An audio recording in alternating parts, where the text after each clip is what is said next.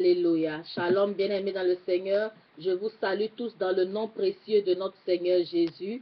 Je suis votre servante, votre sœur en Christ, Marie-Madeleine Ngueta. Je vous parle depuis Phoenix, Arizona, USA. Et bien-aimés dans le Seigneur, c'est toujours une joie de partager avec vous la parole de Dieu. Amen. Et aujourd'hui, le thème du message, c'est combattre l'esprit de retard. Combattre l'esprit de retard. Nous allons prier avant que ce message, je puisse le partager avec vous. Père éternel, nous te bénissons, nous te rendons toute la gloire. Merci Seigneur pour ta grâce. Merci Seigneur, toi qui permets, ô Dieu Tout-Puissant, que nous puissions partager ce moment avec toi.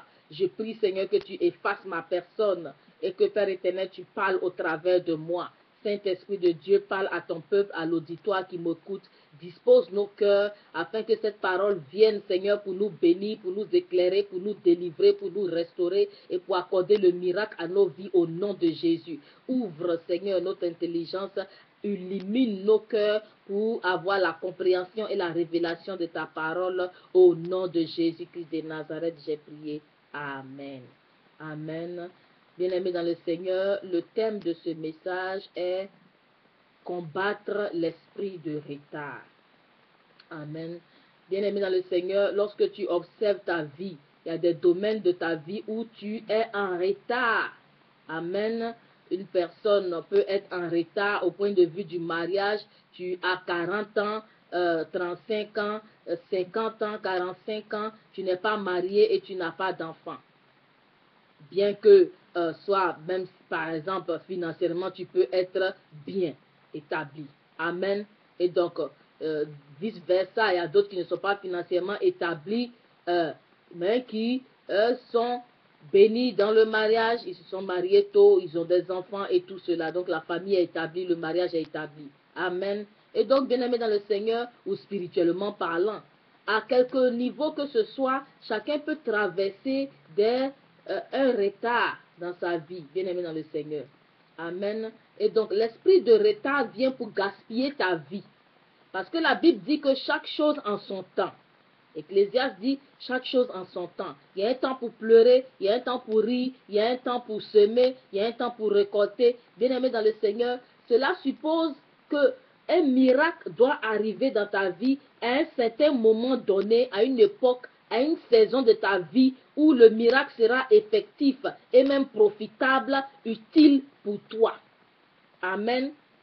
Donc, dans le cadre, par exemple, lorsque j'ai parlé d'enfantement, des personnes qui sont mariées 10 ans, 20 ans, 30 ans et qui n'ont pas d'enfants, imagine que tu t'es marié, tu es une femme, tu avais 25 ans et pendant 30 ans, tu as pleuré, crié, jeûné, prié le Seigneur pour t'accorder un enfant et Dieu merci, par la grâce de Dieu, même à l'âge de 50 ans où tu as atteint la ménopause, mais le Seigneur t'a accordé un enfant. Bien-aimé dans le Seigneur, combien de temps te reste-t-il à vivre sur cette terre pour jouir de l'existence de cet enfant? Amen. L'esprit de retard vient pour gaspiller ta vie, pour gaspiller les miracles de ta vie, bien-aimé dans le Seigneur, pour gaspiller ta destinée. Ce qui va faire qu'à un certain moment donné de ta vie, même si le miracle arrive, il n'est pas nécessaire. Parce qu'il vient au moment où le miracle, on n'en a plus besoin. Il y a un moment de ta vie où tu as besoin d'un miracle. Il y a un autre moment où tu n'en as pas besoin. Nous voyons l'exemple dans la Bible d'Abraham et de Sarah. La Bible dit que Abraham et Sarah étaient âgés, avancés en âge. Ils priaient pour que le Seigneur leur accorde un enfant. Bien-aimé dans le Seigneur, par la grâce de Dieu, et je crois que même Sarah était déjà ménopausée, mais le Seigneur lui a fait la grâce d'avoir cet enfant. Mais la Bible dit que Abraham et Sarah ont eu leur enfant lorsque Abraham avait 100 ans et Sarah 90 ans. Donc imaginez, est-ce qu'elle a pu jouir de l'existence de cet enfant que Dieu lui a accordé? Non, bien sûr, bien aimé dans le Seigneur, parce que nous voyons que même si la promesse de Dieu s'est accomplie, Sarah n'a pas véritablement profité de son enfant. Au chapitre 23 de Genèse, la Bible dit qu'elle est décédée à 127 ans.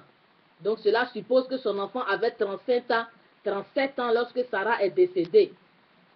Alors que dans le chapitre 24 de Genèse, la Bible dit que comment il s'appelle, Isaac s'est marié. Donc Sarah n'a pas vu son mariage dans le chapitre 24 de son fils. Elle n'a pas vu aussi dans le chapitre 25 de Genèse ses petits-enfants naître. Donc c'est un esprit de retard qui a gaspillé la vie de Sarah, bien-aimée dans le Seigneur. Au moment où le miracle qu'elle a tant recherché est arrivé, c'était un peu trop tard. Dieu merci qu'elle a vécu un peu longtemps. Mais Dieu merci aussi pour Abraham qui, bien-aimé dans le Seigneur, a vécu longtemps pour voir cela. La Bible dit que Dieu a rassasié Abraham de vieillesse. Il a rassasié de beaucoup de jours. Et donc, bien-aimé dans le Seigneur, si tu remarques ces esprits de retard dans ta vie, alors prie, prie afin que le Seigneur t'accorde l'esprit d'accélération. Je prie pour quelqu'un aujourd'hui qui m'écoute, que le Seigneur t'accorde l'esprit d'accélération au nom de Jésus-Christ de Nazareth. Nous prenons autorité contre tout esprit de retard, tout ce qui a retardé ton ministère, a retardé tes finances, a retardé ta vie, ton mariage, à quelque niveau de ta vie, n'importe quel aspect de ta vie, n'importe quel domaine de ta vie où il y a un retard. Nous refusons cela au nom de Jésus et nous proclamons l'esprit d'accélération. L'esprit d'accélération, c'est l'intervention divine de Dieu, parce qu'il est le maître des temps et des circonstances. Et donc, bien aimé dans le Seigneur, ce que tu aurais pu avoir en 10 ans, le Seigneur va t'accorder cela en 10 mois. Ce que tu dois avoir en 10 mois, le Seigneur va t'accorder en 10 semaines.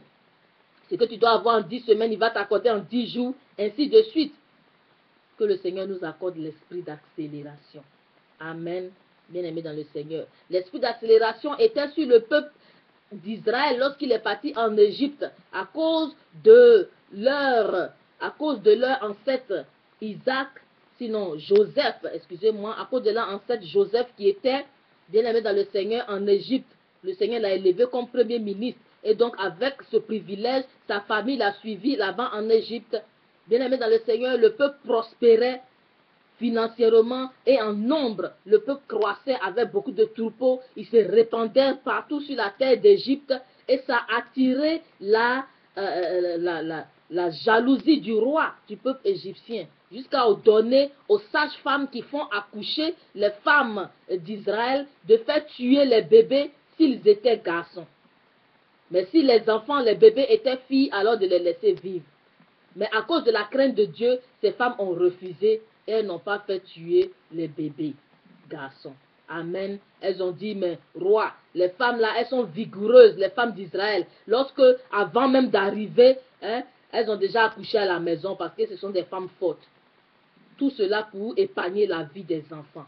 Bien-aimé dans le Seigneur, lorsque l'esprit d'accélération est sur ta vie et que tu marches dans le plan de Dieu pour arriver à ta destinée, les miracles arrivent au moment où il faut. Bien-aimé dans le Seigneur, ça attire la jalousie de l'ennemi et l'ennemi envoie un esprit de retard pour créer des circonstances, des situations pour te retarder. Amen. La Bible dit dans le livre de Exode que lorsque le roi a vu cela, il a amené des stratégies, notamment l'esclavage. Exode 1 à 7 que je lis. Les enfants d'Israël furent féconds et multiplièrent. Ils s'accrurent et devinrent de plus en plus puissants. Et le pays en fut rempli. Il s'éleva sur l'Égypte un nouveau roi qui n'avait point connu Joseph. Il dit à son peuple, voilà les enfants d'Israël qui forment un peu plus nombreux et plus puissants que nous. Allons, montons-nous faibles montons-nous habiles à leur égard, empêchons qu'ils ne croissent et qu'ils ne suivent une guerre et se joignent à nos ennemis pour nous combattre et sortir ensuite du pays. Et l'on établit sur lui des chefs de corvée afin de l'accabler de travaux pénibles. C'est ainsi qu'il bâtit les villes de Python et de Ramsès pour servir de magasin à Pharaon. Mais plus on l'accablait et plus il multipliait et s'accroissait. Et l'on prit en aversion les enfants d'Israël. Amen. Et donc, la Bible dit que plus le pharaon a créé des systèmes pour envoyer l'esclavage, pour réduire le peuple d'Israël en esclavage. Mais la Bible dit plus on les accablait, on les assévissait, on les oppressait, plus ils se multipliaient. Bien-aimés dans le Seigneur, c'est ça l'esprit d'accélération. Je déclare au nom de Jésus-Christ de Nazareth sur ta vie, l'esprit d'accélération au nom de Jésus. Amen. Nous nous voyons dans la deuxième partie de ce message. Que le Seigneur vous bénisse, bien-aimés dans le Seigneur. Dans la deuxième partie, parce que YouTube ne me permet pas de donner des vidéos longues. Nous sommes dans la deuxième partie de ce message. Combattre l'esprit de retard. Que le Seigneur vous bénisse dans la deuxième partie. Shalom.